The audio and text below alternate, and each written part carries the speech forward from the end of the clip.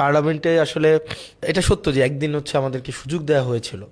মানে পার্লামেন্টের বিষয়টা হচ্ছে যে আমরা টিভিতে ওইটুকুই দেখি যেটুকু হচ্ছে স্পিকার যাকে অ্যালাউ করে, স্পিকার যার মাইকটা অন করে তাকেই হচ্ছে টিভিতে দেখা যায়। এবং ওখানে আপনি দেখবেন যে বিএনপি থেকে বিএনপির বিভিন্ন মন্ত্রীরা, বিভিন্ন মাননীয় মন্ত্রীরা প্রায় 40 মিনিট একটা বিষয়ে স্পিচ দেয়, একটা টপিকে স্পিচ দেয়। সেই জায়গায় আমাদেরকে সময় দেওয়া হয় 2 মিনিট, 1.5 মিনিট।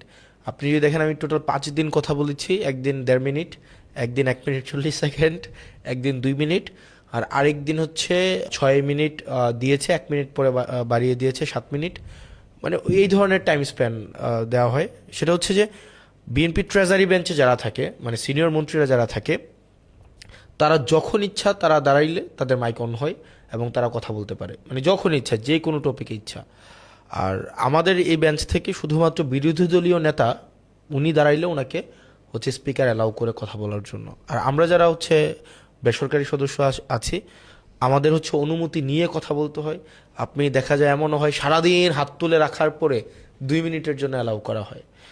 লাস্ট অধিবেশনে অন্তত 15 থেকে 20 বার টাইম চাওয়া হয়েছে।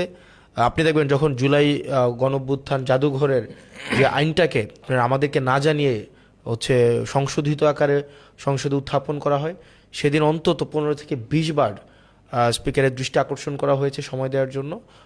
সেক্ষেত্রে দেখা যায় উনি অ্যালাউ করেনি।